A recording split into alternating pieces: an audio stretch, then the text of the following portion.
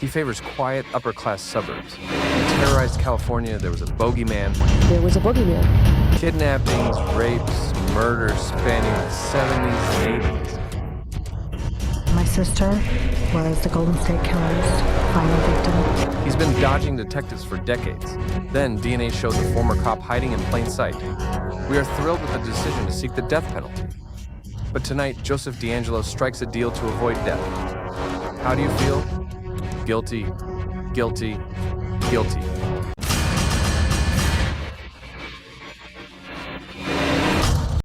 It began as most terrifying stories do, quietly.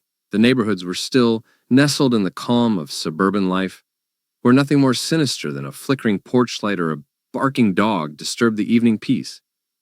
It was in these spaces, comfortable, ordinary homes across California, that terror found its roots. In the mid-1970s, an unseen force slipped through backyards, scaled fences, and watched from the shadows, turning moments of privacy into nightmares. Before the media knew his name or the communities understood the scope of the horror, he was simply a phantom presence haunting Sacramento County.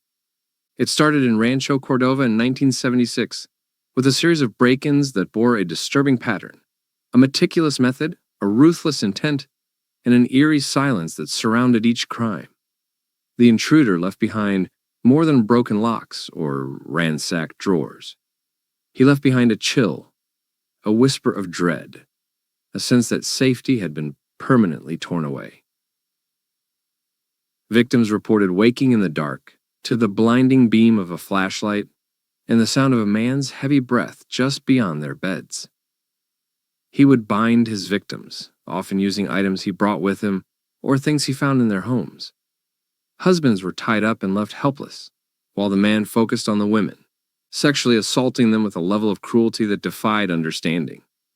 He was methodical and controlled, often spending hours in the home, rummaging through personal items, eating food from the kitchen, sometimes pausing to simply stand silently and listen to the panic in the room. He wore a mask, sometimes a ski mask, other times a makeshift one fashioned from cloth. No one saw his face. He avoided identification with chilling precision. What became known as the East Area Rapist didn't just commit his crimes and flee. He lingered, absorbed the fear, thrived on the domination, and vanished into the night without a trace. As law enforcement scrambled to contain the panic, officers patrolled neighborhoods, and local papers began to warn residents to lock their doors, install security systems, and keep lights on throughout the night. But it wasn't enough. The attacker always seemed one step ahead. He studied his victims, often calling them days before or after the assault, taunting them, whispering threats. Investigators discovered he had an uncanny ability to blend into the communities he stalked. He understood police procedure, often leaving no usable fingerprints, taking care not to leave hair or fibers, and sometimes even disabling phones before entering. His knowledge suggested training, discipline, perhaps even a background in law enforcement or the military. He would sometimes stalk victims for weeks before the attack, learning their routines, breaking into homes beforehand to unlock windows or leave items behind. Dogs that usually barked at strangers were found drugged or silent. Alarms were mysteriously deactivated. This wasn't opportunistic crime. This was predation perfected over time. As the attacks grew in frequency and brutality, fear gripped the region. By 1977, over 24 confirmed assaults were attributed to the same man. He moved through communities like Carmichael, Citrus Heights, and Sacramento with an uncanny ease, leaving shattered lives in his wake. The press dubbed him the East Area Rapist, but even that term couldn't fully capture the malevolence of his actions. Women moved in with friends or family. Husbands stayed home from work to guard their wives. Sales of guns, locks, and guard dogs skyrocketed. Yet none of it seemed to matter. In one infamous case, the rapist attacked a woman while her husband, a former military man, was home. The attacker subdued him, bound him, and subjected them both to hours of horror. It became clear that no amount of preparation could guarantee safety. He was always watching, always waiting. And then he vanished, at least from Northern California. But the evil did not end.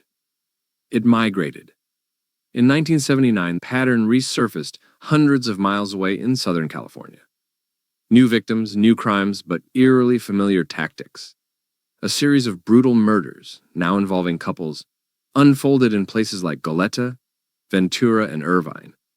The first known murder victim, Dr. Robert Offerman, and his girlfriend, Deborah Manning, were found shot to death in their home, bound with ligatures similar to those used in the East Area Rapist assaults.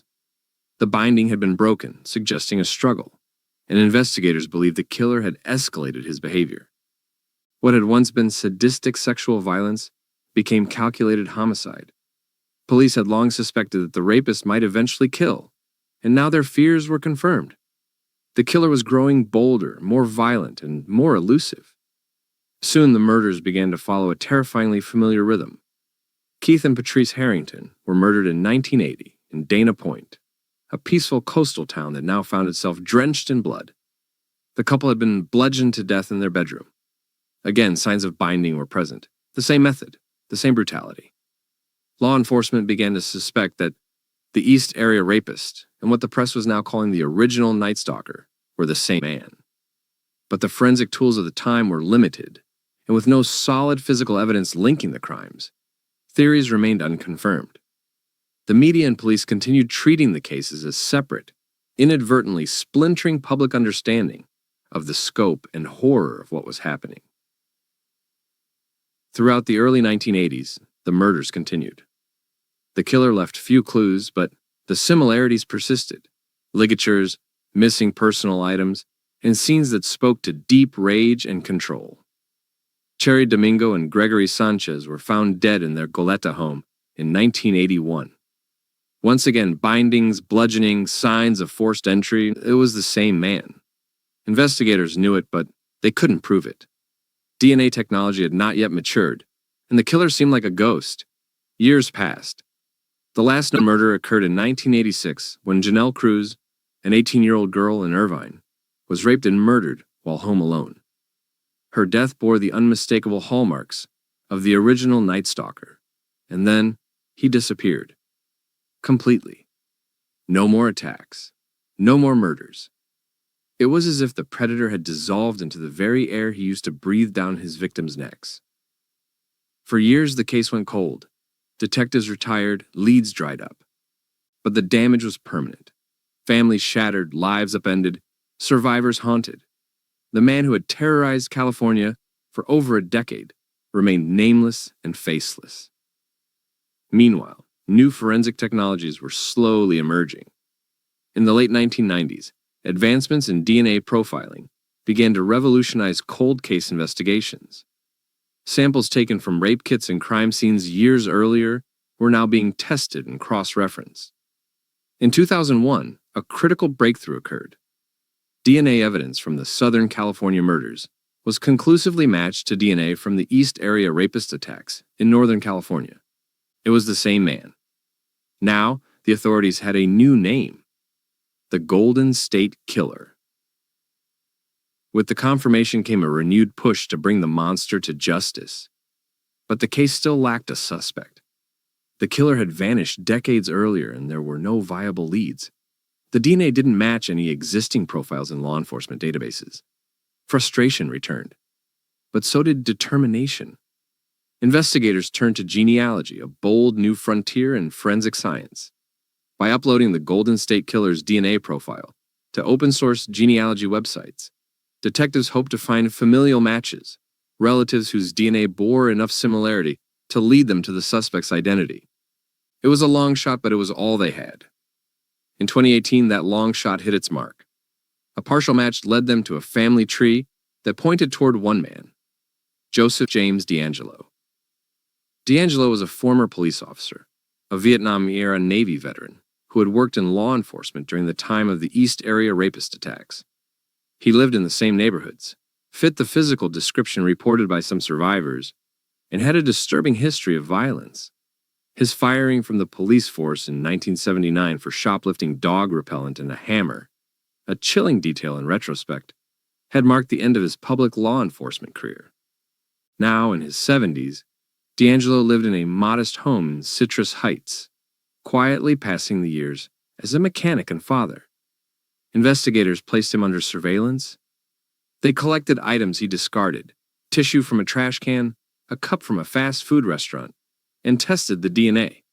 The results were undeniable. Joseph James DeAngelo was the Golden State Killer.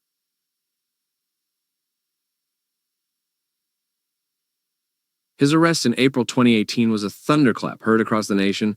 The Phantom had a face. Survivors wept. Families of victims gathered, some finding closure, others only deeper questions.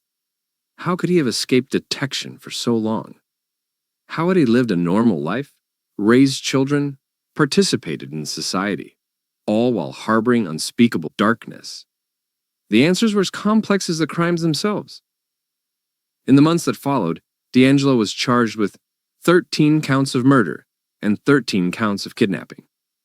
The statute of limitations on the rapes had expired, but his crimes were finally exposed. The court proceedings were delayed, complicated by DeAngelo's age and health, but justice, decades delayed, was now within reach. In the hours after his arrest, the image of Joseph James DeAngelo that emerged stood in grotesque contrast to the legend of the Golden State Killer. He was thin, quiet, and unassuming, with thinning gray hair and a fragile demeanor that belied the violent force he once was.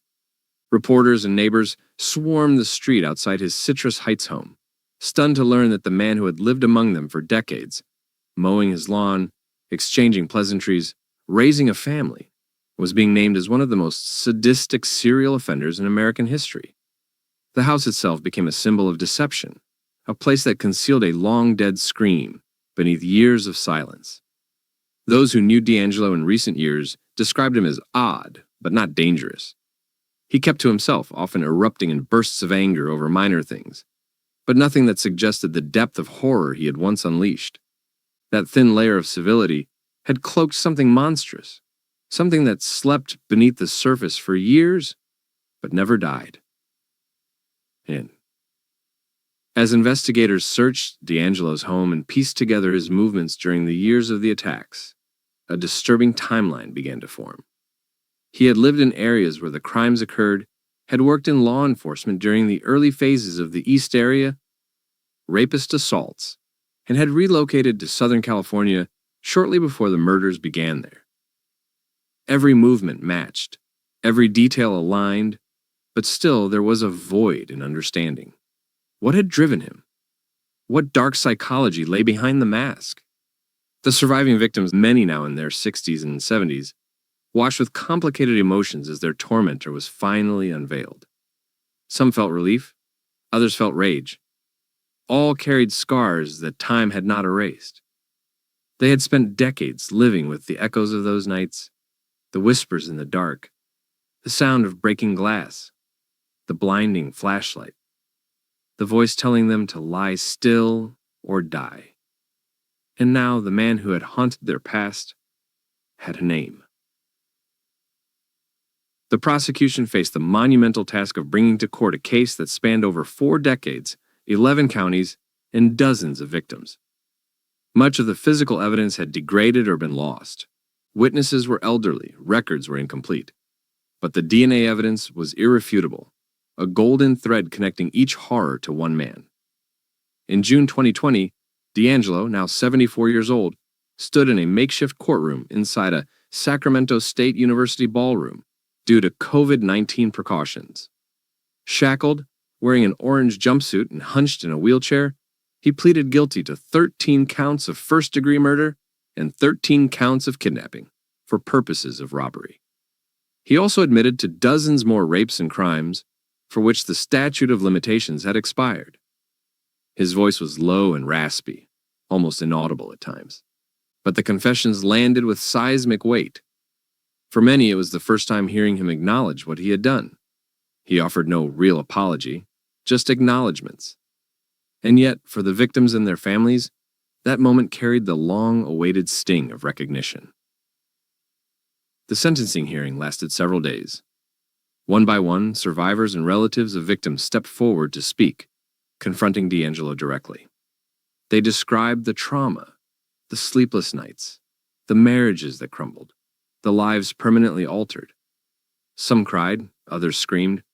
A few spoke with icy calm, their words cutting deeper than any yell. They described how they had rebuilt their lives, how they had endured. And through it all, DeAngelo sat motionless, unblinking, barely reacting. One survivor, a woman attacked in the late 1970s while her children slept nearby, stared directly at him and said, "I hope you rot in hell." Another spoke of the years she kept a hammer under her pillow, never again able to sleep in the dark. It wasn't just closure, it was confrontation, a collective reckoning with the man who had stolen so much from so many. When the final statements were read and the courtroom fell silent, the judge imposed the only sentence possible: life in prison without the possibility of parole. 13 consecutive life terms, plus 8 additional life terms, plus 10 years. There would be no appeals, no escape, no chance for redemption. DeAngelo was wheeled away, a withered shell of the man who had once inspired widespread terror. But the sentence meant something more than punishment. It was a declaration that he had not, in the end, won. He had hidden in plain sight for decades, evading capture, but the truth had found him.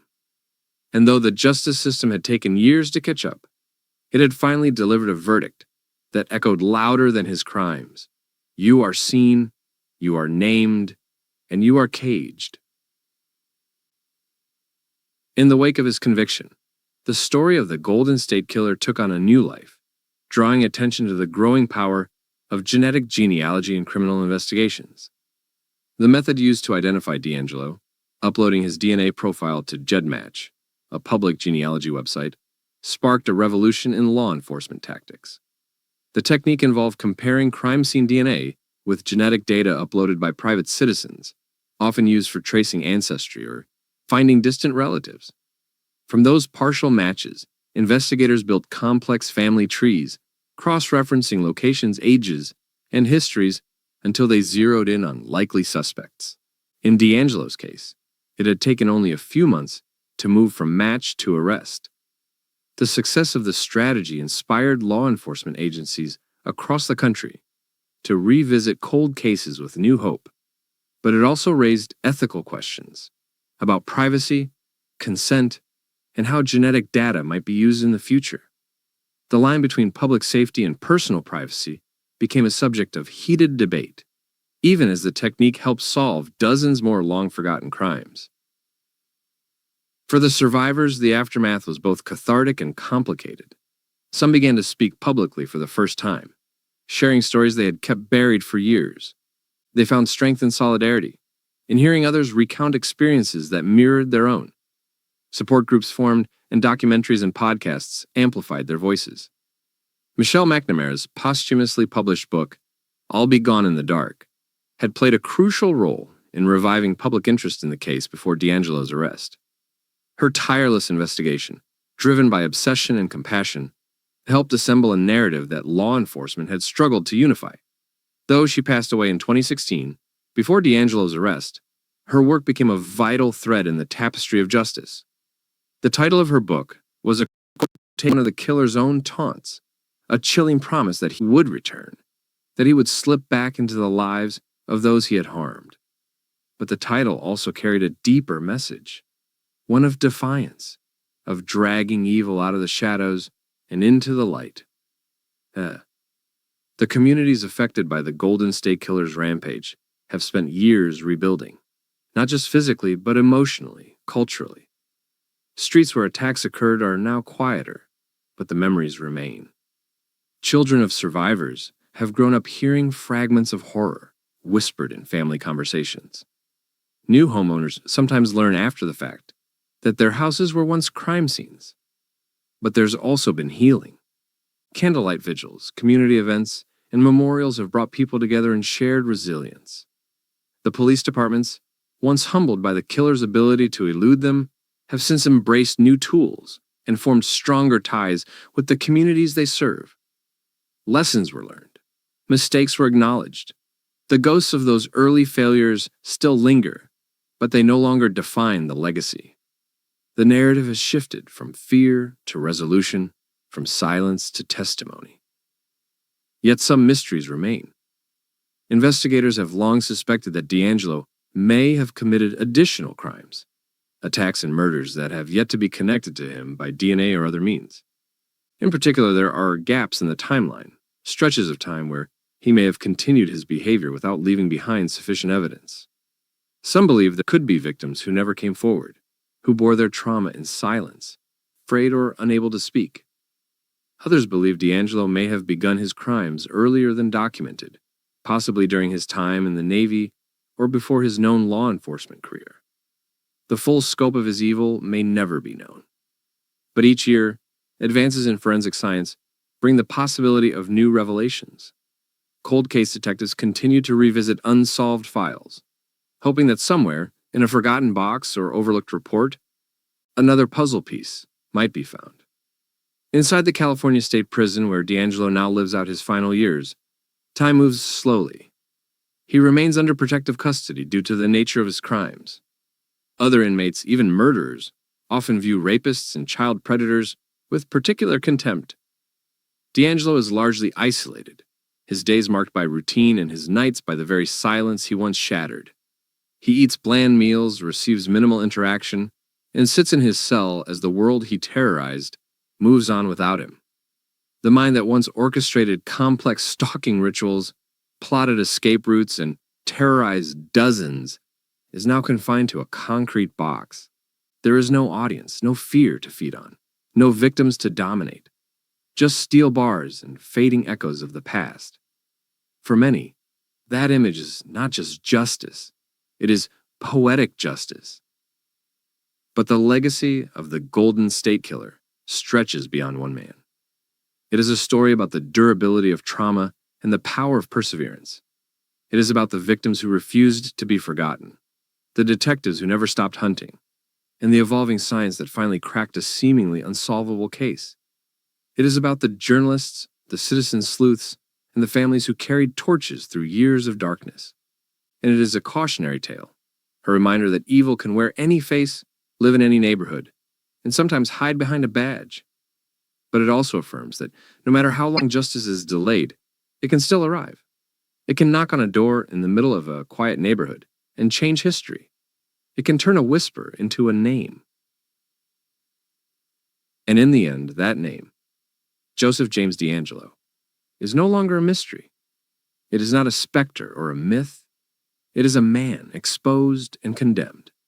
The shadows he once ruled have rejected him. The silence he used as a weapon has become his prison. And the state of California, once paralyzed by fear, now stands with a verdict. The Golden State Killer has been caught. He has been caged. And though the darkness he left behind will never fully vanish, the light now burns stronger than ever. In the years leading up to the arrest, the case had become a jigsaw of scattered memories, inconsistent clues, and half-forgotten evidence. But while the puzzle had seemed impossible, it had never been truly abandoned. There were detectives who refused to give up, cold case units that quietly revisited the files, and archivists who believed that someday the right piece would fall into place. Among them was Paul Holes, a seasoned investigator from Contra Costa County who had been captivated by the case since the 1990s. He'd spent years chasing the ghost of the Golden State Killer, poring over old case files, scrutinizing crime scenes, and studying offender profiles.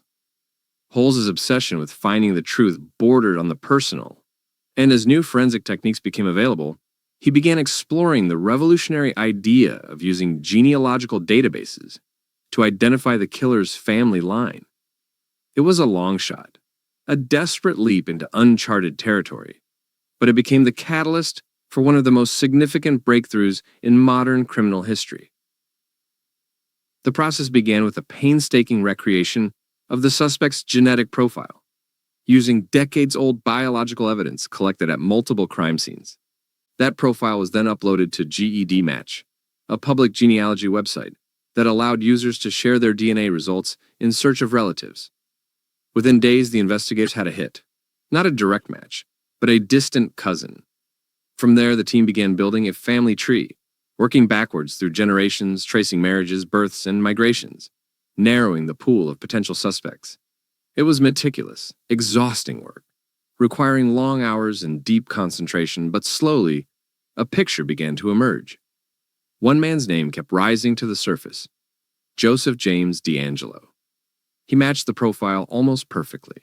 His age, his military background, his law enforcement history, his residential proximity to multiple crime scenes. It was as though the pieces had been hiding in plain sight all along. Surveillance teams began monitoring DeAngelo, watching his movements, collecting discarded items in hopes of extracting fresh DNA. Eventually, a sample from his trash confirmed the match. The lab returned results that left no doubt. The same DNA profile found at the scenes of the East Area Rapist and original Night Stalker crimes belonged to Joseph James DeAngelo. The monster had a name. The boogeyman had an address, and the investigators, after decades of false leads and frustration, had their man. On April 24, 2018, a quiet morning shattered when officers surrounded DeAngelo's Citrus Heights home. He was arrested without incident, seemingly stunned. Neighbors peered from behind curtains, unable to reconcile the frail old man in handcuffs with the terrifying figure they'd read about in news reports. But inside, that man was a history of cruelty that spanned nearly 2 decades, a silent, methodical spree of stalking, rape, torture, and murder. As the news spread, it triggered a wave of emotion across California and the nation. Victims who had resigned themselves to never seeing justice were suddenly thrust back into the spotlight. Old wounds were reopened, but they came with a new sense of possibility. The long-dormant investigation had exploded back to life, with reporters dissecting every known detail of DeAngelo's past. He had worked as a police officer in Auburn and Exeter, had been fired for shoplifting dog repellent and a hammer, and had later worked as a mechanic at a Save Mart distribution center. He had a wife, 3 daughters, and a reputation for being irritable and reclusive. Co-workers remembered him ranting about government overreach and neighborhood nuisances, but none had suspected the double life he led. It was as though the violent predator had slipped into domestic obscurity, hiding in the ordinary until time itself nearly erased the memory of what he had done. For law enforcement, the revelation was both a vindication and a reckoning. The killer they'd hunted for decades had once worn the same uniform, had patrolled the same streets, and had likely used his training to plan and execute his crimes. It raised troubling questions. Had he accessed police databases? Had he learned investigative procedures just to stay one step ahead? Had he laughed to himself as he read about the panic he caused in the very departments he had once served? The betrayal felt personal to many of the detectives who had worked the case, as if the monster had been hiding in their ranks all along. But there was also a sense of redemption. The new generation of investigators, empowered by science and unburdened by the blind spots of the past, had done what their predecessors could not. They had put a name to the nightmare. They had broken the silence. As the legal process unfolded, DeAngelo's behavior remained unsettling. He spoke little, offered no insights into his motives, and appeared frail and confused during court appearances. But those who knew the psychological patterns of serial offenders suspected it was an act. Manipulation had always been his weapon of choice, creating fear, projecting control, dominating his victims even after the physical attack was over. His sudden frailty could have been a performance, designed to elicit pity or delay justice, but the evidence was overwhelming. Prosecutors prepared for a massive, multi-jurisdictional trial, but DeAngelo ultimately accepted a plea deal to avoid the death penalty. He confessed to 13 murders and 13 kidnappings, and admitted to numerous rapes and burglaries for which he could no longer be prosecuted. It was a legal strategy that allowed the victims to finally speak, to confront the man who had haunted their memories for so long. During the days of sentencing hearings, the courtroom became a stage for reckoning. Dozens of survivors and family members gave impact statements, each one a window into the decades-long aftermath of violence. One woman raped while her husband was tied up in another room described waking up every night for years in a cold sweat. Another survivor spoke of the isolation she felt, the shame that followed her like a second skin, the years of silence that she had finally broken only because the monster had been caught. Family members of the murdered wept as they recalled loved ones stolen from them in the most brutal ways imaginable. Through it all, DeAngelo remained almost motionless, his face a mask, but the emotion in the room was undeniable. It was as if time had collapsed, and the ghosts of those crimes had returned to bear witness. Outside the courtroom, the story took on broader meaning. Media coverage revisited each phase of the killer's evolution, from his earliest burglaries in Visalia to his final murders in Southern California. Each case was re-examined, each victim remembered. The nickname Golden State Killer, coined by Michelle McNamara, became a household term, a way to consolidate the chaos of multiple crime sprees under a single, chilling identity. McNamara's book, published posthumously and finished by her collaborators, became a bestseller and was later adapted into an HBO documentary. Her dedication to the case was credited with reigniting public interest and applying pressure on law enforcement to keep searching. She had died before she could see the arrest, but her legacy lived on in the pages she wrote and the impact she made. Her obsession, unlike DeAngelo's, had served a higher purpose. In private, many survivors grappled with complex emotions. Some felt closure, others did not. Some found peace in knowing their attacker was finally identified, while others found it triggered fresh trauma.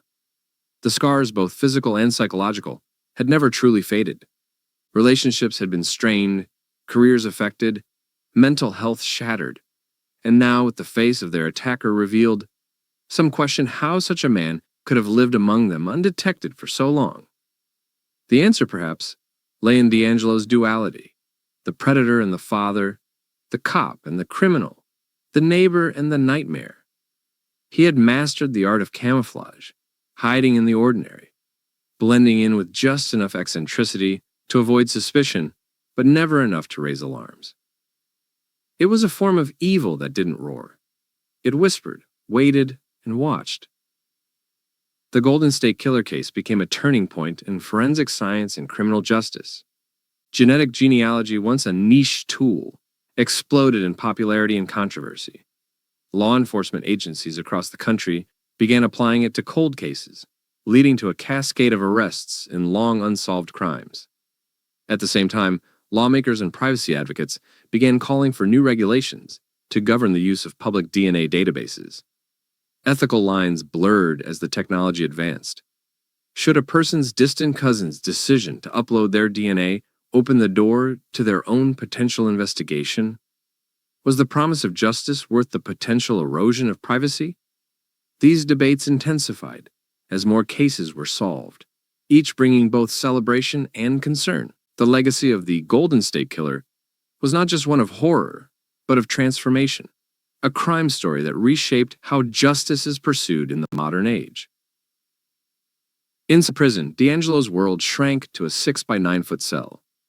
There were no more suburban lawns, no more shopping trips, no more hiding in plain sight, just the constant hum of fluorescent lights, the echoes of cell doors slamming shut, and the ever-present knowledge that the game was over. The man who once dictated the terms of terror now had no control.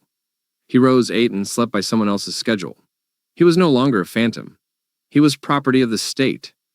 And while the media coverage waned and new headlines emerged, his story remained frozen in time, a monument to the worst of human behavior and the enduring pursuit of accountability. But perhaps the most profound element of the story lies not in the killer himself, but in those who refused to let him disappear.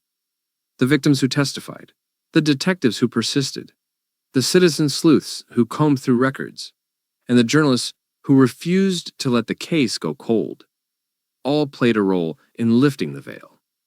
It was not one person or one moment that brought DeAngelo down, but a relentless chorus of voices demanding truth. The Golden State Killer thrived in the silence, in the shame, in the forgotten corners of the past. But one by one, those corners were illuminated. And when the light finally reached him, It was blinding. The deeper investigators dug into the life of Joseph DeAngelo, the more the carefully maintained illusion of normalcy began to unravel. His neighbors described him as grumpy, private, prone to sudden outbursts over minor annoyances. He was known to rant loudly in his backyard, sometimes cursing to himself, or launching into tirades about perceived slights, neighbors letting their dogs bark, kids skateboarding too close to his driveway. But still, no one had suspected that the man next door had once been the shadowy figure behind one of the most horrifying crime sprees in California's history. His home, nestled in a quiet cul-de-sac in Citrus Heights, seemed unremarkable from the outside. But once authorities executed a search warrant, they began uncovering a dark undercurrent beneath a suburban exterior. Hidden away were items of interest, firearms, ammunition, and objects that could be tied to his past crimes. Even as an old man, he had maintained a sense of readiness, as if part of him had never truly retired from the life he once led. Forensic teams combed through every inch of the house, looking for trophies, small, seemingly insignificant items that serial offenders often keep as mementos. The Golden State Killer had been known to steal trinkets during his attacks: wedding rings, driver's licenses, photographs. These weren't just items of convenience. They were part of his psychological warfare. Taking these keepsakes allowed him to maintain a lingering presence in his victims' lives, to remind them that he had been there, that he could return. Some of the recovered objects could not be immediately linked to specific victims, and the process of identification became another long and meticulous task. In this labyrinth of evidence, investigators found echoes of long-forgotten crimes, breadcrumbs from decades past, that now, in the harsh light of justice, began to speak once more. As law enforcement continued piecing together the full scope of DeAngelo's actions, public fascination with the case exploded. The Golden State Killer was no longer just a faceless specter. He had a history, a family, a resume, a paper trail. Journalists retraced his movements, documenting his time in the Navy, his stint in law enforcement, and his later life as a mechanic. He had once lived near the sites of many of the East Area Rapist attacks, and later conveniently relocated to Southern California, where the murders attributed to the original Night Stalker began. It was more than coincidence. It was strategy. He had moved with intent, targeting neighborhoods with weak lighting, houses near fields or bike paths, homes with large backyards or single-story construction. He stalked his victims for days or weeks beforehand, learning their routines, identifying vulnerabilities. He made phone calls to their homes, breathing heavily into the receiver or uttering cryptic threats. Sometimes he called after the attack, reminding them that he was still out there. For years, his victims lived in terror, not only because of what he had done, but because he had made them believe he was never far away. The psychological manipulation was as calculated as the physical violence. DeAngelo's attacks were choreographed, efficient, methodical. He wore a ski mask, gloves, and often brought ligatures with him. He carried a gun, sometimes a knife. He entered homes through unlocked windows or forced his way in silently. Once inside, he separated couples, forced the woman into another room, and tied the man up, often placing dishes or other noise-making objects on the man's back, threatening to kill them both if anything fell.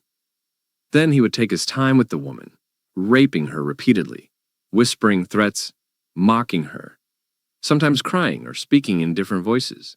These bizarre behaviors confused and terrified the victims, suggesting not just cruelty but deep psychological instability. The attacks were not impulsive. They were rehearsed.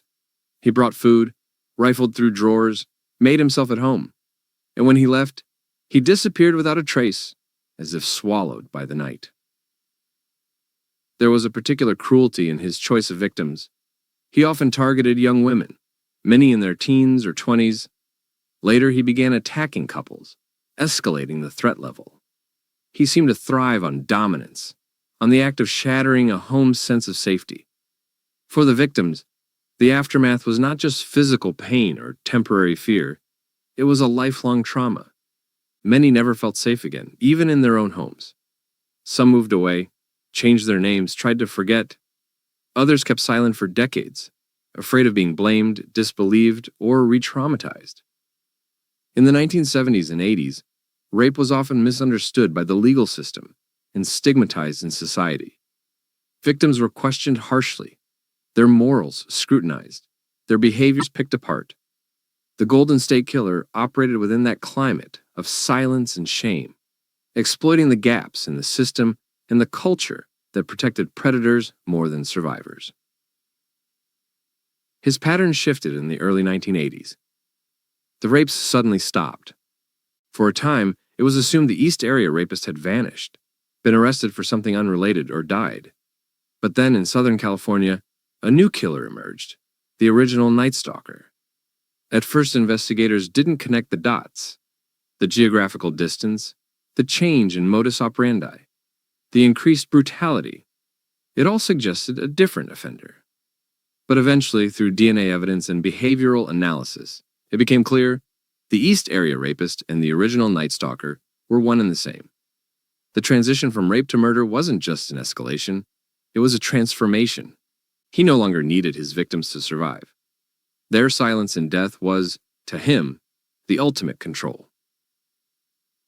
Among his most infamous murders were those of Cherry Domingo and Greg Sanchez, killed in their Goleta home in July 1981. The crime scene was chaotic, violent with signs of a fierce struggle.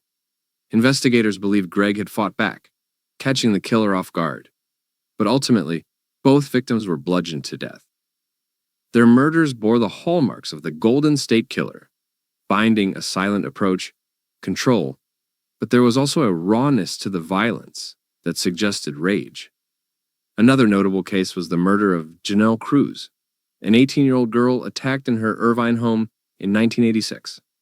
Her body was found by her family, beaten and raped, the brutality extreme even by the standards of his previous crimes. After Janelle, the killings stopped. No one knew why. Maybe he had grown tired. Maybe he feared getting caught. Or maybe he had satisfied whatever dark hunger had driven him for over a decade. The years of silence that followed were deceptive.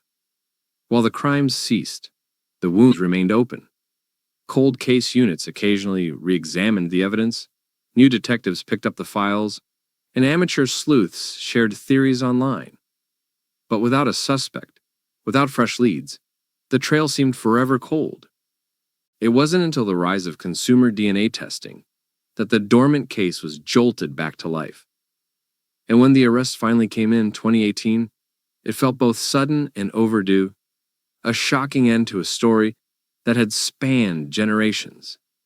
Joseph DeAngelo was not the young, agile predator who had once slipped through the shadows.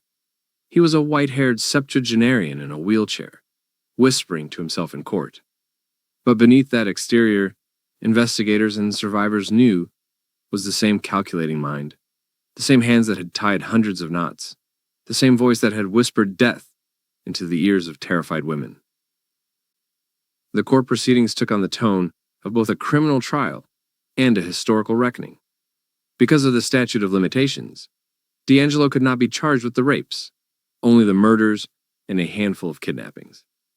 But the prosecution built a detailed narrative, presenting each case as a piece of the larger puzzle. The survivors and family members who testified brought decades of pain into the open.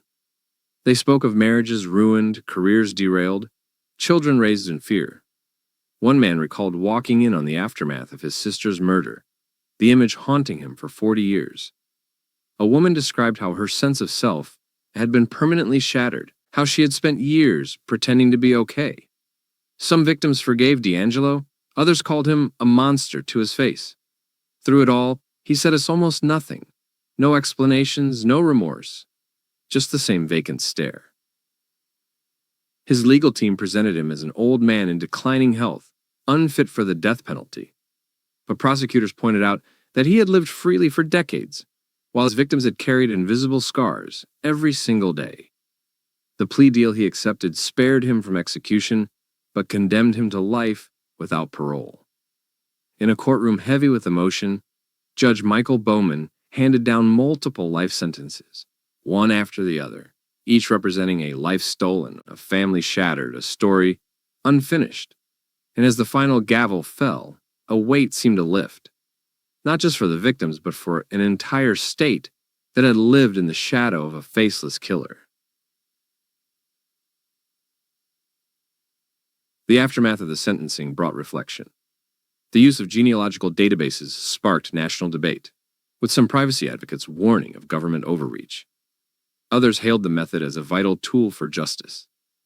The ethical line between protecting privacy and solving violent crime was suddenly blurred, and legislative efforts soon followed, seeking to define how and when law enforcement could use public DNA. Meanwhile, other cold cases were reopened with renewed hope, and more long, elusive suspects were identified. The ripple effect of the Golden State Killer's arrest extended far beyond California.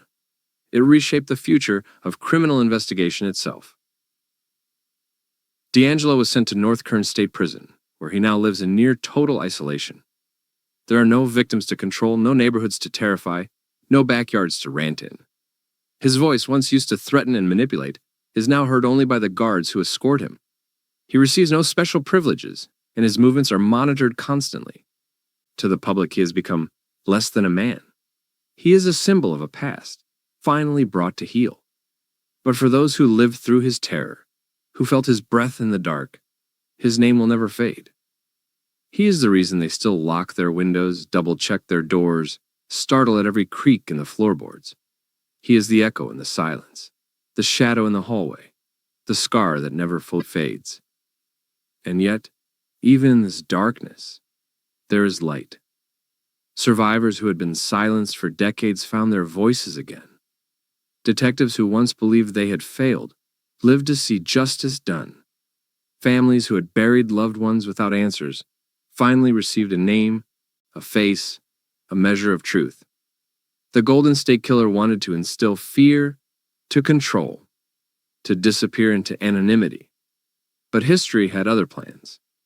He has been unmasked, exposed, remembered not for his cleverness or cruelty, but for being caught. His crimes, once whispered about in frightened households, are now taught as lessons in resilience, technology, and the unwavering pursuit of justice. The story is no longer just about what he did. It is about how he was stopped. As news of Joseph DeAngelo's arrest rippled through the public, survivors and victims' families began to reckon with emotions they had long buried.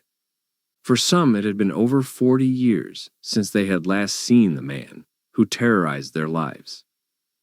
Many had aged into their 60s or 70s, but the memories remained as vivid and haunting as the nights those crimes took place. There was a strange kind of closure in seeing him frail and expressionless, sitting in a courtroom, the mask of anonymity finally stripped away. Yet for others, the emotional weight had only shifted, not lifted. The trauma hadn't ended with his arrest. It had only been reawakened.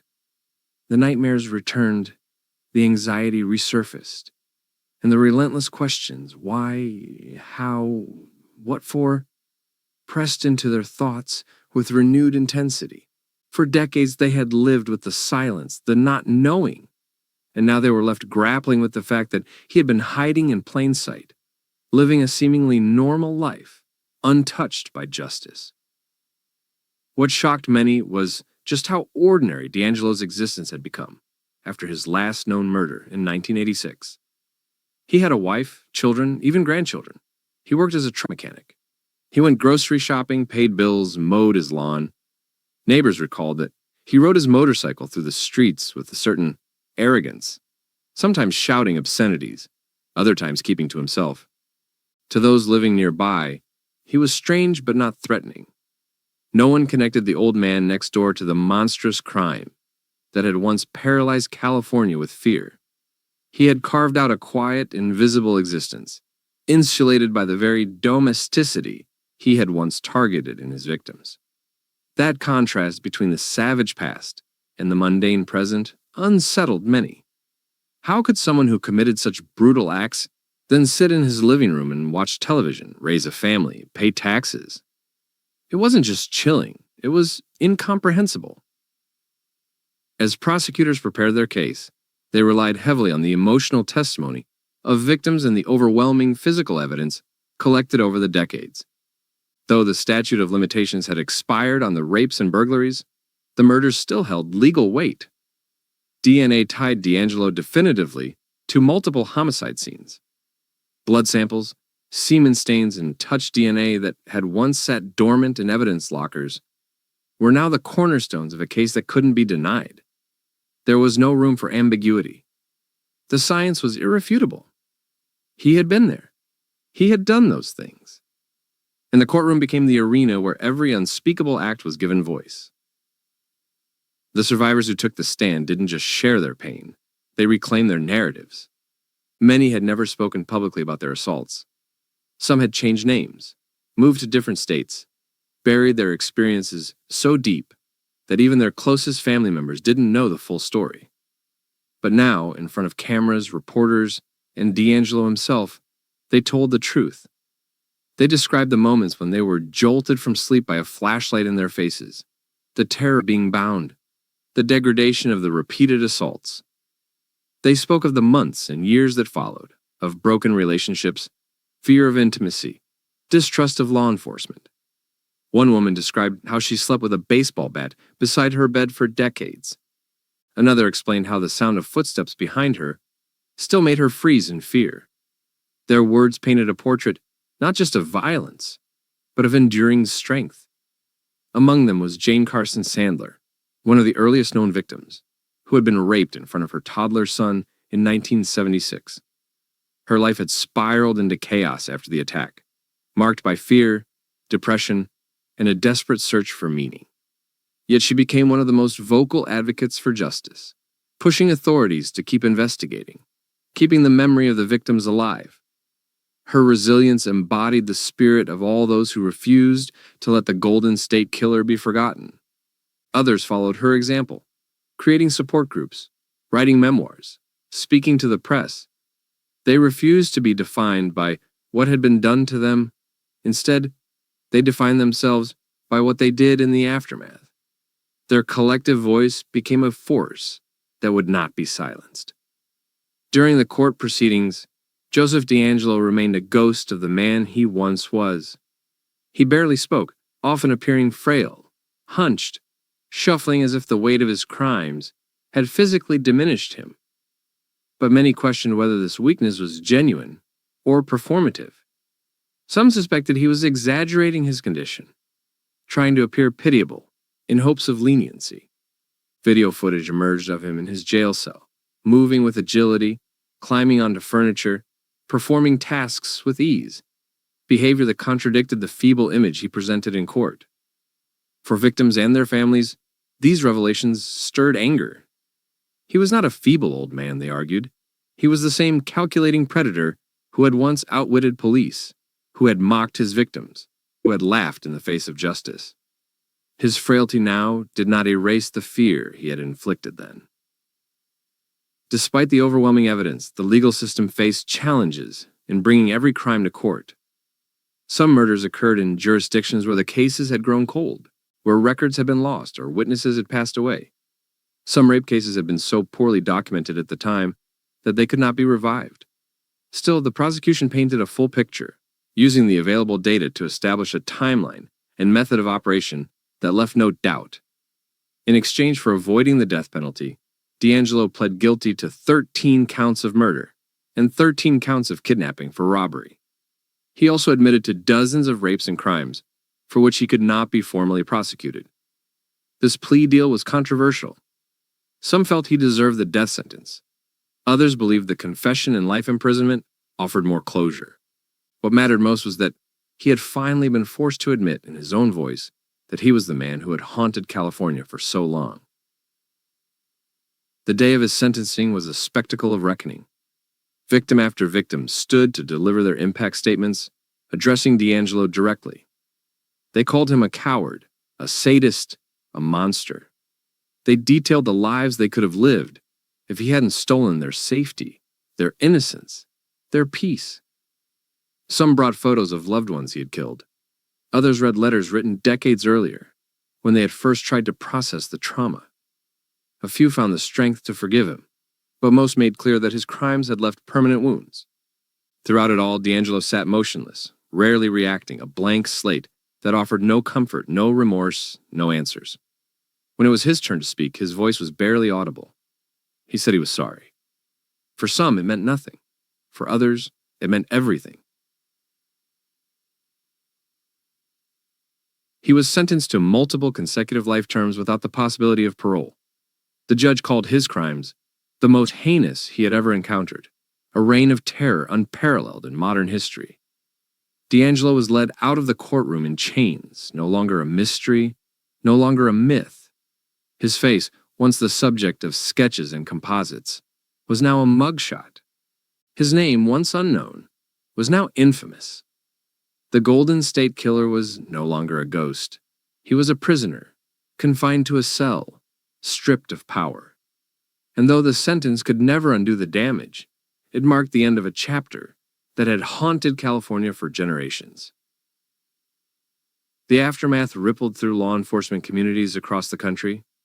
The use of genetic genealogy, tracing family trees through public DNA databases, emerged as a revolutionary tool. It had not only solved the Golden State Killer case, but had opened the door to identifying suspects in other cold cases. Across the nation, decades-old murders and rapes were being revisited with new hope. The technique required patience, skill, and a deep understanding of genetics, but the results were undeniable. Families who had given up hope began receiving phone calls from detectives with answers they never thought they'd hear. The DeAngelo case became a blueprint for future investigations, a reminder that no matter how long it took, science could still find the truth. Yet with this breakthrough came ethical debates. Should police be allowed to access consumer DNA databases without warrants? Did uploading your family tree to a genealogy site mean forfeiting your relatives' privacy? Lawmakers scrambled to define the limits of this new frontier. Companies like GED Match revised their terms of service, giving users the option to opt in or out of law enforcement access. Privacy advocates warned of dystopian possibilities, while victims' advocates insisted the pursuit of justice justified the intrusion. The Golden State Killer case had not just changed how crimes were solved, it had changed how society thought about privacy, technology, and the cost of uncovering the truth. Meanwhile, communities that had once lived under the grip of terror began to heal. In Sacramento, Rancho Cordova, Visalia, and Irvine, candlelight vigils were held for the victims. Murals were painted, plaques installed, names remembered. Survivors gathered for reunions, exchanging stories, embracing each other like long-lost family. Podcasts, books, and documentaries recounted the case in vivid detail, ensuring that the lessons and the memories would endure. For years, people had feared speaking his name. Now they spoke it with purpose, not to give him power, but to strip it away. Joseph James DeAngelo had tried to erase his past, to bury his crimes under layers of time and normalcy. But the voices of his victims were louder than his silence. They refused to be forgotten, and in their courage, they reclaimed what he had stolen. The true legacy of the Golden State Killer case is not one of fear, but of persistence. It is the story of detectives who never gave up, of scientists who pushed the limits of technology, of survivors who found strength in each other. It is a reminder that justice, though sometimes delayed, is never out of reach. And though DeAngelo will likely die in prison, surrounded by the walls he once believed he could escape, the impact of his crimes and the resilience of those he tried to destroy will live on. The darkness he spread has been met with light, and the silence he imposed has been replaced by truth. The early investigators who had dedicated years, even decades, to chasing the Golden State Killer were not forgotten in the wake of DeAngelo's capture.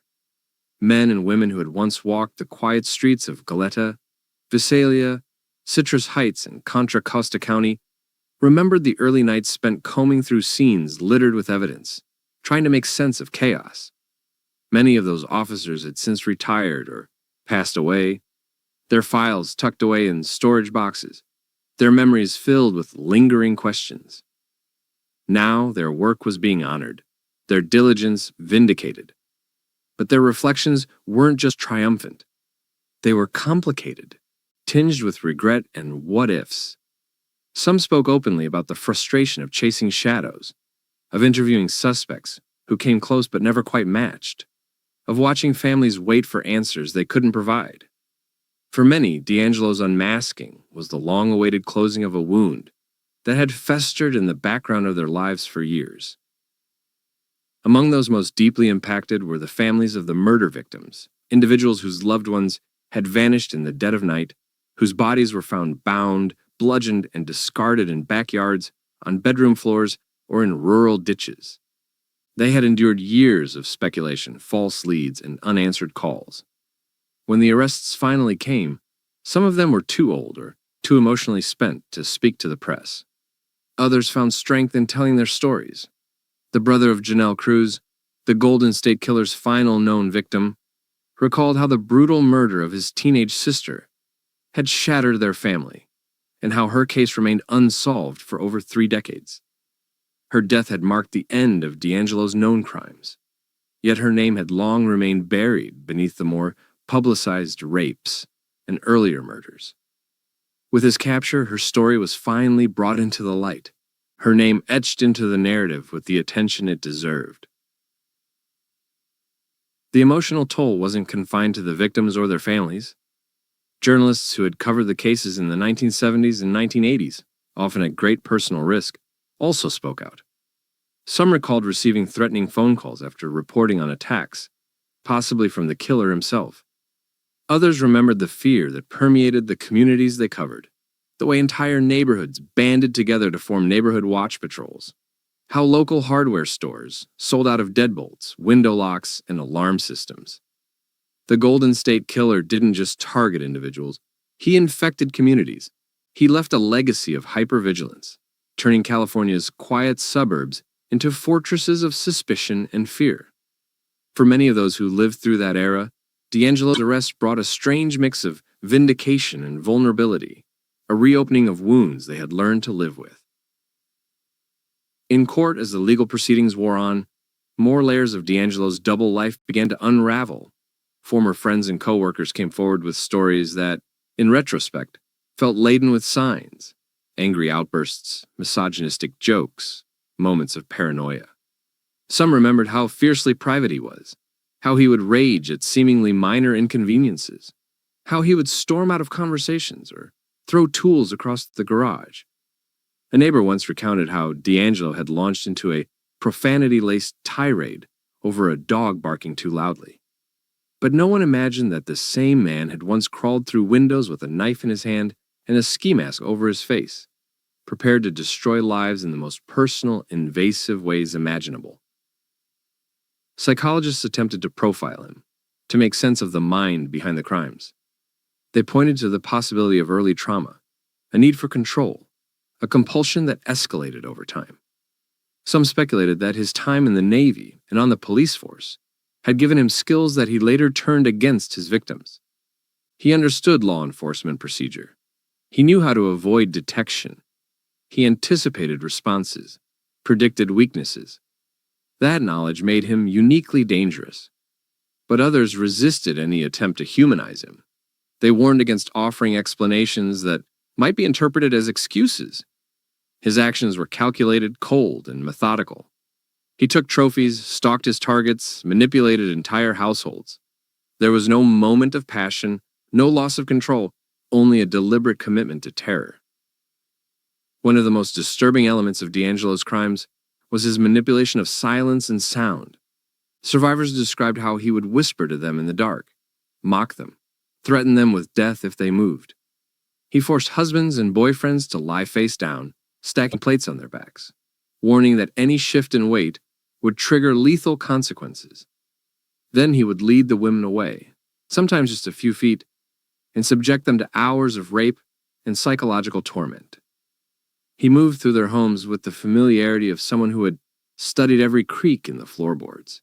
He ate their food, drank their beer, rifled through their drawers. He wasn't just attacking them. He was dominating every aspect of their space, turning homes into crime scenes, bedrooms into battlefields. The trauma he left behind was complex and enduring. Some survivors never slept in the same house again. Others turned to drugs, alcohol, or isolating behaviors to numb the memories. A few tried to resume normal lives, building careers, raising families, refusing to be defined by the worst night of their lives. But the fear lingered. One woman described how she couldn't walk into a room without scanning the windows. Another said she left lights on in every hallway, even decades after her assault. The psychological residue was stubborn and deep.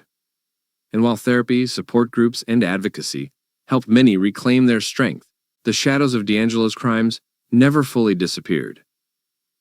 In the years following his sentencing, the case continued to evolve, not in terms of legal action, but in how it was remembered.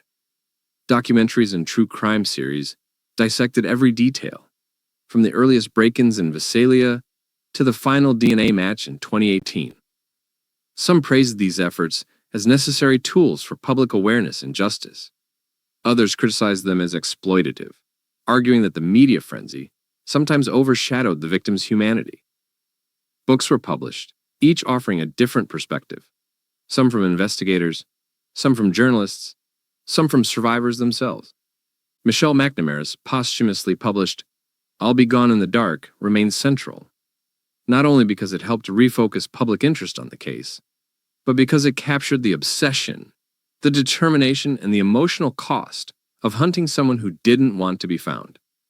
Her husband, comedian and actor Patton Oswalt, became a vocal advocate for victims' rights and the importance of investigative journalism. He spoke about Michelle's sleepless nights, the piles of notes, the walls covered in maps and case files.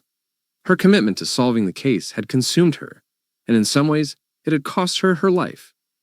But her work had also inspired a new generation of amateur sleuths, citizen detectives who believed that cold cases didn't have to remain cold forever. Online forums blossomed with theories, databases, and timelines. The boundary between professional and amateur investigation blurred, and in the space between, new solutions emerged. DeAngelo's incarceration provided a sliver of justice, but his legacy continued to haunt. He had evaded capture for so long that many feared there might be more victims. Cases never linked to him, crimes never reported, lives altered without documentation. Investigators reviewed old files with fresh eyes, searching for patterns, similarities, overlooked details. Some crimes were ruled out, others were still under consideration. DeAngelo himself remained largely silent, offering no confessions beyond what was required. If he held other secrets, he took pleasure in keeping them. The prison where he was housed became a site of morbid curiosity. Reporters inquired about his health, his routines, his isolation. He was placed under protective custody, shielded from the general population due to the notoriety of his crimes. Inmates who learned of his history expressed disgust. Some wanted him dead. Others saw him as a symbol of failure, of the justice system, of the police, of the very society that had allowed him to slip through the cracks for so long. Guards reported that he was largely silent, rarely engaging, keeping to himself. He was no longer the man who prowled through backyards with a knife in his hand. He was old, small, alone. And yet, for those who remembered his crimes, the transformation meant little. He had stolen too much, damaged too many, left a wake too wide to ever truly be diminished by time. Even as he aged into obscurity, the ripple effect of his violence continued to shape lives. Survivors raised children with hyper-awareness of personal safety. Law enforcement agencies restructured protocols, integrated technology more aggressively, prioritized DNA testing. Cold case units were expanded. Grants were allocated, policies were rewritten. The impact of his crimes extended far beyond the courtroom. It reached into every precinct, every forensic lab, every family that had ever waited for a knock on the door, bearing bad news.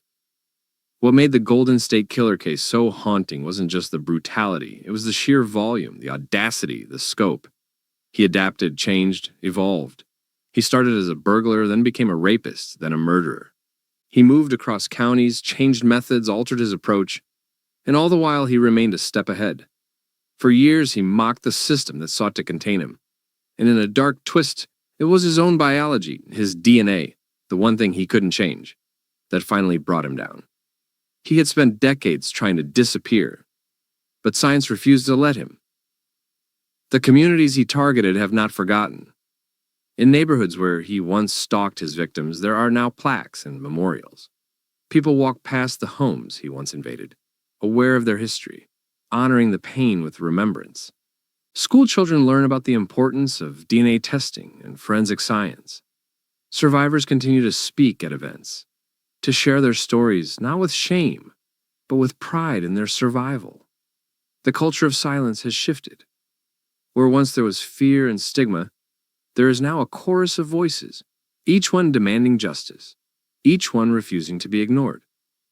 Joseph DeAngelo is no longer a mystery. He is not a ghost, a rumor, a shadow in the night. He is a convicted serial killer, a rapist, a predator. But he is also something else, a catalyst. His crimes exposed the flaws in our systems, but his capture revealed strength in our determination. The Golden State Killer believed he could outlast the world's memory, that his sins would vanish with time. But time, it turned out, was not his ally. It was the instrument of his undoing. In the weeks following Joseph DeAngelo's sentencing, the stories of those who had lived in the shadow of his terror began to surface in greater numbers. Survivors and family members, once anonymous or buried behind redacted police reports and initials in newspaper clippings, now emerged with voices sharpened by time. They told their stories not to relive the pain, but to reclaim power from the man who had stolen so much. Many had spent decades trying to forget the feel of rope against their wrists, the sound of footsteps in the hallway, the crushing silence after he left. Others had tried to move forward by suppressing the memory entirely, building lives as far away from California as possible, avoiding news headlines, rejecting interviews. But with his identity finally revealed and his freedom revoked, many felt the time had come to speak. Some did it for their families, others did it for themselves. All did it knowing that silence had long been the killer's weapon, and they would no longer let him wield it. Their testimonies painted a fuller picture of DeAngelo's monstrous duality. They recalled the deceptive normalcy of their lives before the attacks, and the way those lives were shattered in a matter of minutes. One woman remembered baking cookies with her children the afternoon before the attack. Another had just returned from her honeymoon. Some had been teenagers, barely old enough to drive, when he broke in. Some were single women living alone. Others were couples, families, grandparents. There was no clear pattern, and that was part of what made his crimes so chilling. He did not just attack homes. He violated the illusion of safety, proving that locks, dogs, alarms, and even armed husbands were not enough to stop him. His method was fear, and fear became his fingerprint. Long after the physical wounds healed, that fear lingered. Among law enforcement, the capture of DeAngelo stirred its own reckoning. Officers who had once dismissed survivors' accounts or failed to connect dots between jurisdictions were forced to reflect. The limitations of communication between counties, the lack of a centralized database for violent crimes, and the frequent rotation of detectives between cases had all played roles in the delay of justice. At the time, the idea that one man could be behind such a wide range of crimes across so many counties seemed implausible. Now, in hindsight, the missed opportunities were undeniable. Some departments had overlapping evidence, others had identical descriptions. But egos, jurisdictional pride, and a lack of interagency coordination allowed DeAngelo to exploit the gaps. He slipped through the cracks because the cracks were wide, and he knew where to find them. The early victims from the East Area Rapist era were among the first to be re-examined after DeAngelo's arrest. These were the women who had lived through the initial wave of terror in Sacramento, back when he was still honing his methods. Their stories had once been scattered across dusty case files, their names long redacted, their rapes treated with the all-too-common mix of sympathy and suspicion. Some had been questioned as though their own behavior might have provoked the attacks. Others had been dismissed entirely when they couldn't recall specific details or when physical evidence proved minimal. But DNA had changed everything. Suddenly, their trauma wasn't just a memory, it was a key. And when those keys were linked to the same genetic profile, their pain became evidence. The crimes they had endured were no longer isolated events. They were chapters in a single, horrifying narrative, and they were believed, finally and fully. Not all of DeAngelo's victims were women. The men he targeted, often husbands or boyfriends, faced their own psychological toll, forced to lie motionless, sometimes for hours, listening helplessly as the attacker raped their partners just feet away. Many of them carried a particular kind of guilt. They hadn't failed to fight. They'd made the impossible calculation: move and risk death or submit and survive. Afterward, many were haunted by what they hadn't done. Some left relationships, others withdrew into depression or substance abuse. The trauma did not discriminate by gender, and the silence surrounding male victims of such crimes was even more profound. In the aftermath of DeAngelo's arrest, several of these men broke their silence. They spoke of the shame, the nightmares, the years of pretending it hadn't happened. Their courage in doing so was not only cathartic, it was revolutionary in its defiance of a culture that so often discourages men from expressing vulnerability.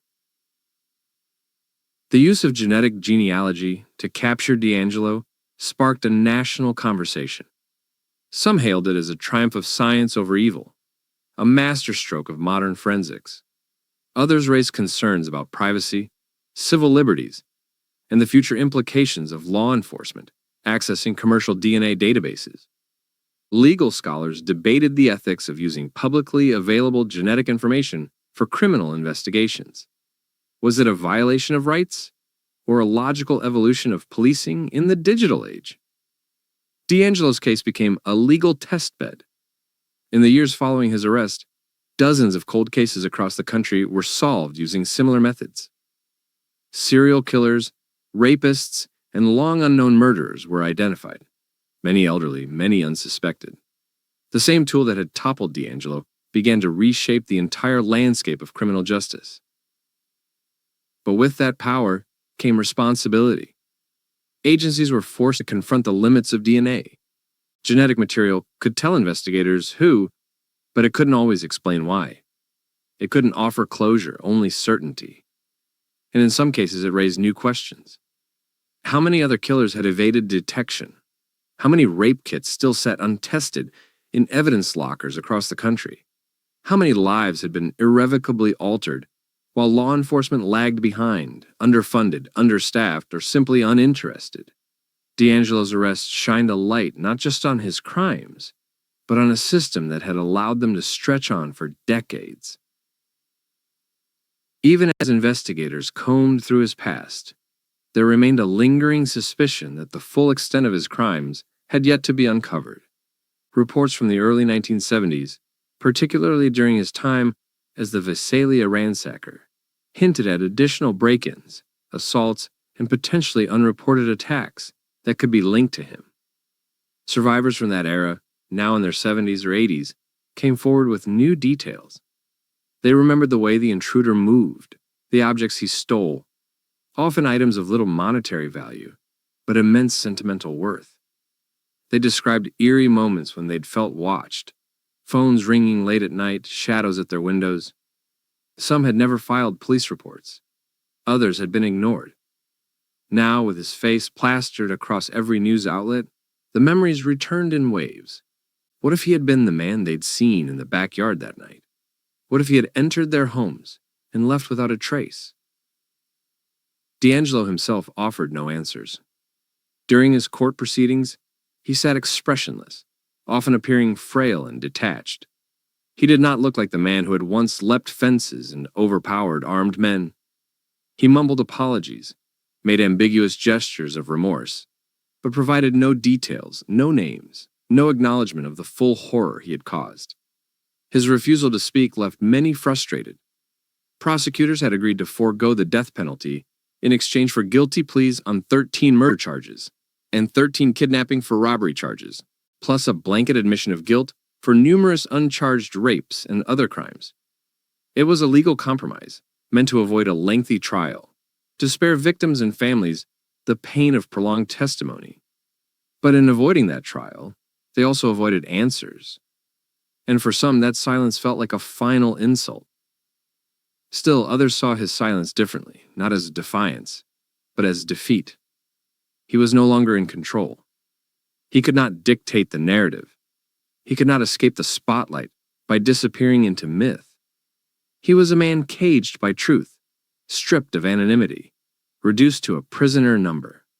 For someone who had once thrived in darkness, the light was unbearable. He lived now under constant surveillance, confined to a concrete box, unable to roam, unable to terrify. His victims, on the other hand, were free to walk in the daylight, to speak their names aloud, to tell their stories to the world. One of the most powerful responses to DeAngelo's crimes came not from law enforcement or the courts, but from survivors themselves. They formed support groups, published memoirs, led advocacy campaigns. Some pushed for reforms in how sexual assault cases were handled, demanding the backlog of rape kits be eliminated. Others fought for longer statutes of limitations, for better trauma-informed training for officers and prosecutors, for more funding for victim services. In confronting one of the most notorious criminals in American history, they transformed their pain into purpose. They were no longer victims. They were activists, authors, educators, warriors. DeAngelo's case, in all its complexity, became more than a historical footnote. It became a lens through which America re-examined its past, its failures in protecting women, its blind spots in criminal justice, its slow embrace of technological innovation.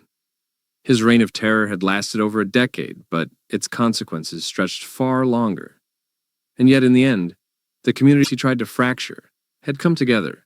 The silence he had once used as a weapon had been broken. The fear he had instilled had been met with courage. His crimes had birthed a generation of resilience.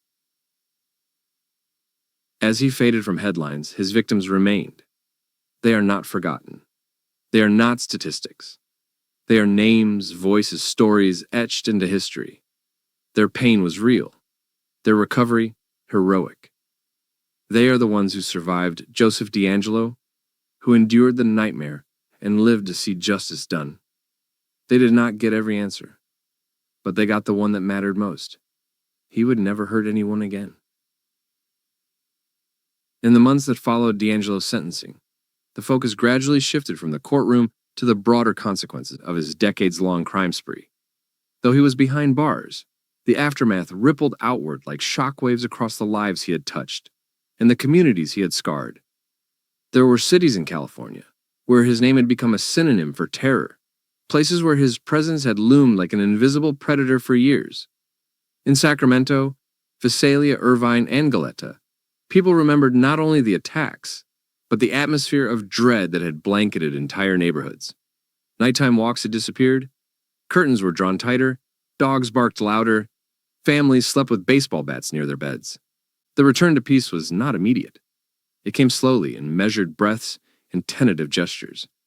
Even with him gone, the echo of his footsteps still haunted the places he had once prowled.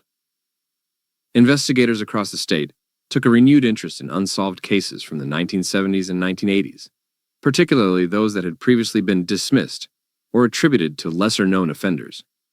The signature techniques of DeAngelo, his knots, his methodical planning, his penchant for taunting police, were now viewed with fresh perspective. Cases once thought isolated were reconsidered in the light of his known movements. In some instances, property crimes and attempted assaults that had never been connected to a serial predator were now being re-examined through the lens of his evolving patterns. This included a string of burglaries in the late 1960s during his time as a Navy man, a period that had remained relatively unexplored. Some suspected he may have begun practicing his intrusion tactics far earlier than previously documented. He had always been precise, even as a young man. The idea that his crimes started abruptly with the Visalia Ransacker incidents now seemed increasingly unlikely. A renewed effort was made to gather the recollections of aging survivors and neighbors, former classmates, and coworkers who might unknowingly hold fragments of the puzzle.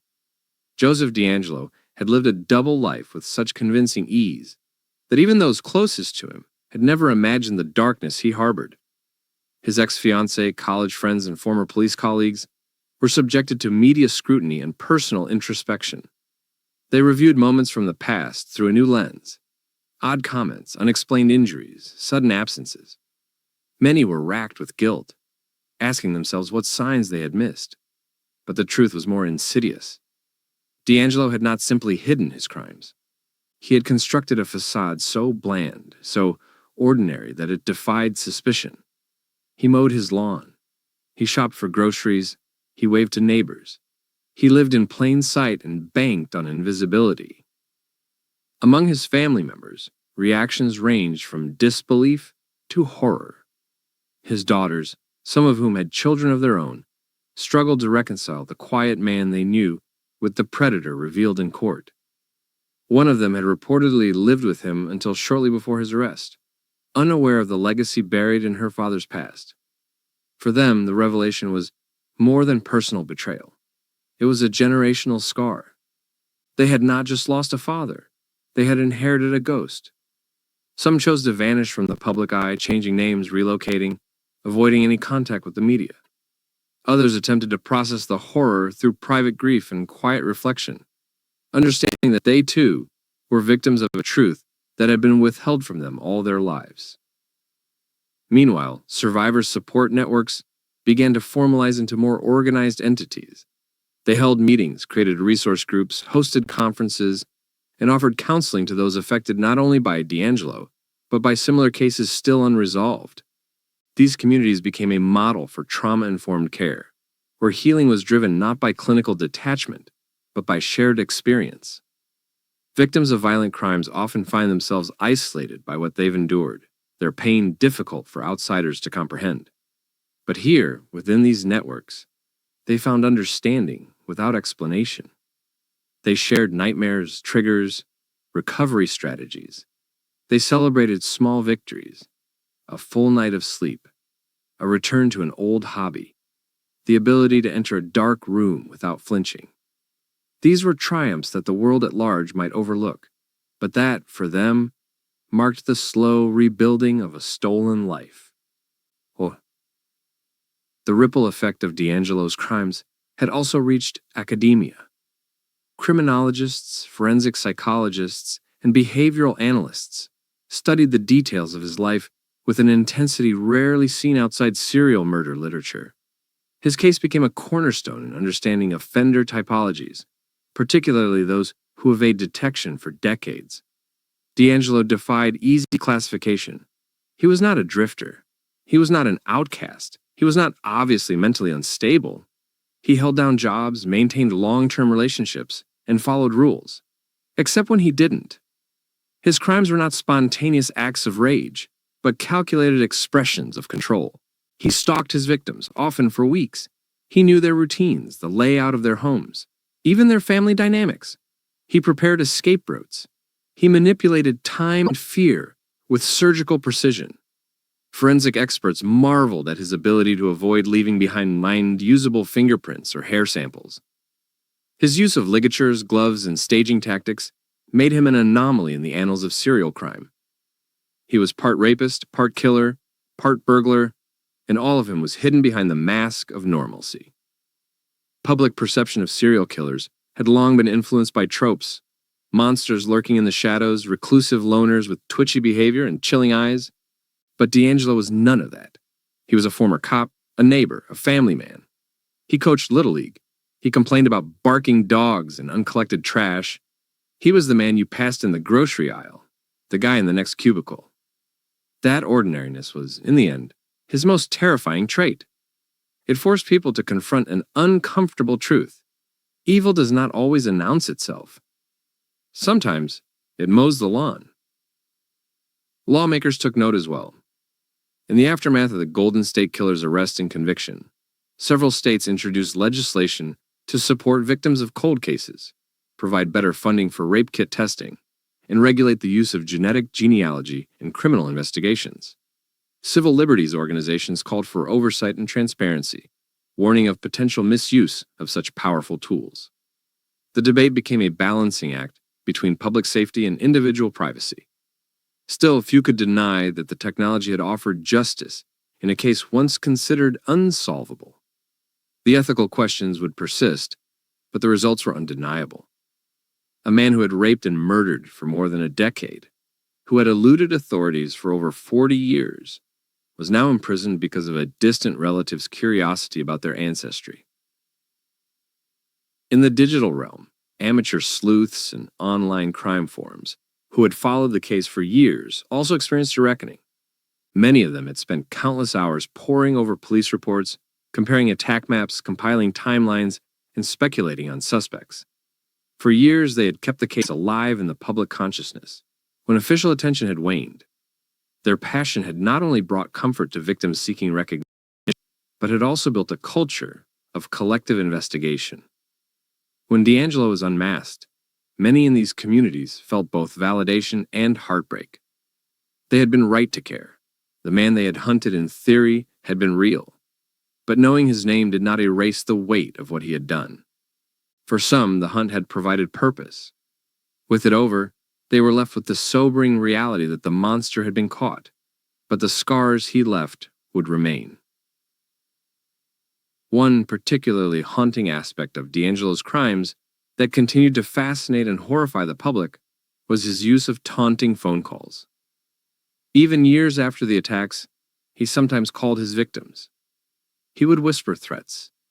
He would breathe heavily. He would utter cryptic messages, suggesting he was watching them still. These post-crime contacts suggested a deep need for control that extended far beyond the physical act of violence. He wasn't satisfied with just raping or killing. He needed to own the memory. He needed his victims to remain afraid, even long after the door had been repaired and the lights had been turned back on. Those calls were not just chilling. They were evidence of his psychological profile, one rooted in sadism and control rather than simple compulsion. In the end, the legacy of the Golden State Killer is not his name, or even the scale of his crimes. It is the resilience of the people he tried to destroy. His story is, paradoxically, one of survival, not his, but theirs. The women who rebuilt their lives after he left them bound and broken, the men who overcame paralyzing guilt, the families who turned grief into advocacy, the detectives who refused to give up, the journalists who kept asking questions, the scientists who found answers in a strand of DNA. Each of them played a role in ensuring that Joseph DeAngelo was not remembered as a phantom who vanished into myth, but as a man held accountable. And as for DeAngelo himself, he now wakes each morning not to the sound of his own heavy breath over a victim's phone line, but to the distant echo of prison doors slamming shut. He eats meals on a schedule not of his choosing. He is watched, cataloged, and forgotten in the way society reserves for those who have forfeited their humanity. He will die in that cell, nameless to the guards who rotate in and out, faceless to the world he once terrorized. His crimes will remain in the annals of American violence. But he, the man, the coward beneath the ski mask, will fade. And those he sought to silence will continue speaking. They will speak in books, in courtrooms, in classrooms, in homes. They will speak so that their pain is never repeated, so that no monster can thrive in shadows again. They survived him. They exposed him. And in the end, they rendered him powerless. Even as Joseph DeAngelo sat confined behind concrete walls, the ripple effect of his actions persisted like an aftershock that refused to fade. The lives he had invaded did not mend with his arrest, nor did the echoing screams he left behind vanish with the slamming of a cell door. In quiet living rooms across California, survivors and their families still battled insomnia, still jolted awake at the creak of a floorboard, still walked to their windows every night to check for shadows that weren't supposed to be there. Their trauma didn't honor the confines of time. Healing came slowly, fragmented, often derailed by the smallest triggers. A certain brand of duct tape, a flashlight beam, the sound of heavy breathing on the other end of a silent phone call. What DeAngelo had done wasn't just physical. It had become part of the psychological architecture of his victims' lives, etched deep into their nervous systems like scars that refused to fade. Therapists who worked with these survivors described a particular kind of trauma, one that lingered not only because of the brutality of the attacks, but because of their surreal nature. Many victims had described being certain they were about to die only to be left alive and hollowed out, their sense of self shredded. There was no closure then, no catharsis. He didn't strike once and disappear. He came back. He taunted. He threatened through phone calls notes, the haunting sound of him simply breathing. The ambiguity of survival left many victims feeling suspended in time, as though their lives had bifurcated at the point of the attack.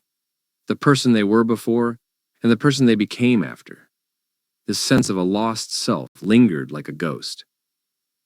Some sought resolution through community. Survivors began reaching out to one another, creating informal support networks long before DeAngelo's capture. At first, the meetings were quiet, sometimes anonymous. But as the media began to rekindle interest in the cold cases, particularly through the work of Michelle McNamara and dedicated law enforcement figures, those once shadowed voices began stepping into the light. They didn't just want justice. They wanted their stories to be understood in full context. They wanted people to know that they weren't just names on a list of victims. They were mothers, daughters, students, professionals, teenagers whose innocence had been stolen in the most horrific ways imaginable, and they refused to remain silent. What emerged in the aftermath was a reckoning not just with one man's unspeakable crimes, but with an entire system that had, for decades, failed to connect the dots. Jurisdictions didn't share information. Evidence wasn't centralized. Victim accounts were doubted, minimized, sometimes outright dismissed. In some departments, male investigators questioned female rape victims with a level of skepticism and coldness that compounded the trauma. The failures weren't limited to criminal procedure. They stretched into culture, society, and a collective unwillingness to confront how predators operate under cloaks of normalcy. DeAngelo exploited every one of these weaknesses, and he did so with chilling precision. It wasn't only the police departments that had to examine their failures. The communities, too, began to ask hard questions. Why had no one noticed? Why had neighbors ignored his bizarre behavior, his fits of rage, his mutterings, his strange hours, his obsessions with order and control? He had yelled at children. He had tortured animals. He had threatened people over trivialities. And still, for decades, he lived undetected in plain sight. Some theorized that his status as a former police officer protected him. Others believed it was simply the mask of suburban normalcy that shielded him. He kept a neat lawn. He was a father. He held down jobs. That was all it took for people to dismiss the shadows that loomed around him. The irony was profound. A man who had once sworn an oath to uphold the law had instead used his knowledge of procedure to skirt it. DeAngelo knew when officers rotated shifts. He knew how long it took for backup to arrive. He understood forensic limitations of the 1970s and 80s, long before DNA technology became a forensic cornerstone. He wore gloves. He brought ligatures with him. He created noise elsewhere in a house to draw people out. His attacks were methodical, rehearsed, and above all, calculated to dominate and dehumanize. To call him a monster would be almost too generous. It would imply a force outside humanity, something unrecognizable. But DeAngelo was no mythic creature. He was a man, and that was what made his crimes all the more terrifying. Inside prison, he no longer had the illusion of control. He couldn't skulk in the shadows or manipulate his environment. Guards watched him not with fear, but with clinical detachment. His legal options exhausted, his notoriety sealed, he became another aging inmate with failing health and no future beyond institutional walls. But there were moments when the old instincts flickered through, when he refused to cooperate, when he issued veiled threats to staff, or when he stared too long at the female medical personnel assigned to treat him. The impulses didn't vanish. They merely lost their arena. Investigators who had worked the case for decades felt a strange emptiness after the conviction. For some, this had been their life's work, chasing a shadow that kept slipping through their fingers. When he was finally caught, some felt vindicated. Others felt cheated, realizing the man in custody bore no resemblance to the predator they had spent their careers pursuing. Instead of a dark figure with supernatural cunning, they found a frail, broken man, someone who appeared more like a cranky neighbor than a criminal mastermind. But that, too, was part of the lesson. Evil doesn't always wear horns. Sometimes it wears bifocals and shops at hardware stores and waves to the mailman. As the years passed and DeAngelo settled into the routines of incarceration, documentaries and exposés continued to dissect the case. Podcasts flourished. Filmmakers sought to recreate the tension, the fear, the cultural landscape of 1970s California, a time of optimism abruptly marred by violence that seemed to erupt without warning. People began to understand just how vast the scope of his terror was. He didn't merely break into homes. He shattered generations. Some victims never had children, too scarred by what had been done to them. Others drowned in addiction, unable to escape the torment lodged in their minds. Families were torn apart not just by the attacks, but by their aftermath. Some victims' marriages crumbled. Trust eroded like rust on metal. The pain metastasized, branching out in unexpected directions. The legal victory brought closure for many, but not peace.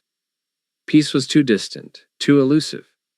What they got instead was accountability. And that mattered. To stand in court and speak directly to the man who had once held their lives in his hands was, for many, an act of reclamation. They described in detail the wreckage he left behind. They spoke their truth with clarity, unshaken, knowing he could no longer harm them. Some cried, some raged. Others looked him in the eye and denied him the satisfaction of fear. What united them was not their trauma, but their resilience. Each word spoken in court was a brick laid in a monument not to DeAngelo, but to survival itself. For the broader public, the Golden State Killer case became a symbol of persistence. The idea that no matter how much time passes, truth has a way of surfacing. Technology played a part, so did luck. But the real engine behind his capture was human determination. Investigators who refused to give up, survivors who kept their memories alive, journalists who connected dots the system had missed, civilian sleuths who combed through genealogy databases, searching for matches. It was a collective effort, a demonstration of what happens when people refuse to forget. Even now, the story remains unfinished, not because DeAngelo might escape, but because ripple effects are still unfolding. New victims continue to come forward, people who believe they were attacked by him but never reported it. Some feared disbelief. Others were children at the time, and only now as adults recognize what had happened. Each new account adds another layer, another dimension to the portrait of a man who weaponized silence and shadows. And so in the twilight of his life, DeAngelo remains locked away, while outside the walls of prison, those he tried to erase continued to breathe, to speak, to defy the erasure he once inflicted with such cold precision. He will never again walk free. He will never again prowl the night. But the story he tried to write in blood has been overwritten by voices he never imagined would rise. Voices that once trembled now roar. And that, more than any verdict or sentence, is the final justice. There were still unanswered questions that hovered like mist over the case, ones that no amount of DNA, no court verdict, no media coverage could fully answer. People wanted to understand how a man could wear two faces so convincingly, how someone could play the role of father, husband, neighbor, and coworker, while simultaneously embodying cruelty on a scale few could imagine. They asked themselves whether evil was something innate or cultivated, whether Joseph DeAngelo had always been this way, or whether he had been shaped by his environment, his past, his failures. Some turned to psychology for answers. Others delved into his childhood, hoping to identify the moment the fracture began. But in the end, understanding motive offered little comfort. What he did could not be justified by pain or childhood trauma, or any dissection of his inner world. There were no excuses for tying up children, for whispering threats in the dark, for violating people in their own beds, while the smell of dinner still lingered in the air. Motive was irrelevant. Impact was everything. His family, too, had to live in the shadow of what he had done. His daughters, who once saw him as a stern but normal father, now had to reconcile childhood memories with the horror of what emerged. Their private grief became public spectacle. Cameras circled their homes. Reporters dug into their lives. People whispered about whether they had known, whether they had seen signs. The truth was simpler and more terrifying. They hadn't. DeAngelo had compartmentalized his life so completely that he had succeeded in fooling everyone. His family had been nothing more than an audience to his performance, kept in the dark by his rigid control and manipulation. To them, he had been moody, quick to anger, sometimes cruel, but nothing to suggest the enormity of his crimes. And in that way, he had not only robbed strangers of their safety, but his own blood of trust, of stability, of the stories they once believed about who they were. As investigators reviewed the evidence post-conviction, they began to uncover patterns that had previously gone unnoticed. Small details previously dismissed now took on chilling significance. The exact placement of ligatures, the way drawers were opened and left slightly ajar, the manipulation of lighting, all bore the marks of ritual, of a man obsessed not just with control, but with making his presence linger. He didn't merely break into homes, he occupied them. Sometimes he stayed long after the assaults, eating food from the fridge, drinking beer, rifling through photo albums. He watched families sleep. He memorized layouts. He toyed with pets. The horror wasn't just in the acts themselves, but in the knowledge that he had violated a space meant to be sacred and safe. And there were always the calls. Long after the attacks had stopped, the phone would ring, sometimes once, sometimes dozens of times in a single night. Silence, breathing, a whisper. I'm watching you. For victims, these weren't just threats. They were confirmations that the terror hadn't ended. Law enforcement was often powerless to trace them, and even when they tried, DeAngelo's methodology kept him beyond their reach. He didn't use the same phone twice. He often called from public payphones. He wore gloves to avoid fingerprints. He stayed ahead of the curve, and every unanswered ring became another wound for the people he had targeted. In later years, he stopped attacking, but not out of guilt or remorse. He aged. He slowed. He feared capture. His final known attack occurred in 1986. After that, the Golden State Killer vanished. For a time, investigators feared he had died or left the country, but he hadn't. He had simply melted back into ordinary life. He shopped. He drove. He raised children. He planted roses. In retirement, he lived like any other aging man in suburbia. Neighbors waved at him. Children rode bikes past his home. And no one suspected that behind those drawn curtains lived a man responsible for raping, torturing, and murdering dozens. For decades, he followed the coverage of his own crimes. He read the newspaper. He watched the news. When true crime shows mentioned the original Night Stalker, he would listen. He seemed to take a perverse satisfaction in remaining invisible. Investigators believe he might have even contacted them, anonymously, to taunt them or to redirect suspicion. He lived with the knowledge that the world was searching for him, and that he continued to escape. That secrecy became part of his identity, a private power he carried like a concealed weapon. But time is a relentless hunter. The same technological advances that once gave him the edge eventually turned against him. What he couldn't anticipate was that decades after his last attack, a new kind of investigation would emerge, one that would follow his bloodline, not his fingerprints. He may have wiped surfaces, buried weapons, destroyed clothing, but his DNA lived on, immutable, hiding in plain sight. And once the data narrowed to him, there was no turning back. Surveillance captured him tossing trash that held his genetic code, a discarded tissue, a half-eaten snack. That was all it took. The truth he had hidden for over 40 years unraveled with a single swab. And when it came to trial, there was no grand performance. DeAngelo pleaded guilty. He sat motionless in his wheelchair, listening as the charges were read. He offered no apology, no explanation, just a fragile, whisper-thin presence, a man drained of charisma, of menace, of resistance. The courtrooms packed with survivors echoed with statements of pain and defiance. Victims recounted every detail they had carried for decades. They spoke for themselves, for the dead, for the ones too broken to attend. They laid bare the impact, sentence by sentence, tear by tear. And he said nothing. He stared forward. Some speculated that he was feigning frailty, trying to evoke pity. Others believed he was simply empty, a void who could take but never give. The media circus eventually faded, but the legacy of the Golden State Killer remained. Books were written, documentaries were filmed, college courses dissected the case as a lesson in forensic evolution and criminal profiling. He became a cautionary tale, a symbol of how long justice can take, but also how relentless it can be.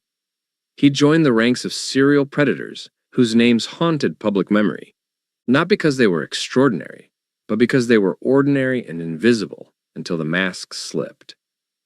And yet, for every frame of film, for every sentence written about him, the victims remained central, not statistics, not footnotes, but voices who rose from silence, who refused to let fear write the final chapter.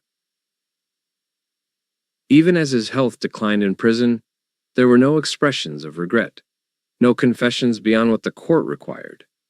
He never admitted to crimes outside the official charges, though many suspect the number of his victims is higher. Some believe there are still unsolved cases that bear his signature, attacks in neighboring states, murders in counties where records are sparse. DeAngelo carried his secrets with him, a final act of control over the narrative. But in the end, it didn't matter. The damage was done. The truth was known. He was caged. The monster that once prowled California's sleeping suburbs was now confined to a steel bed, his voice reduced to a whisper that no longer scared anyone. And outside those walls, the world moved on. Survivors aged, families rebuilt, investigators retired. But the lessons remained. Police departments overhauled their communication systems. DNA evidence became more centralized.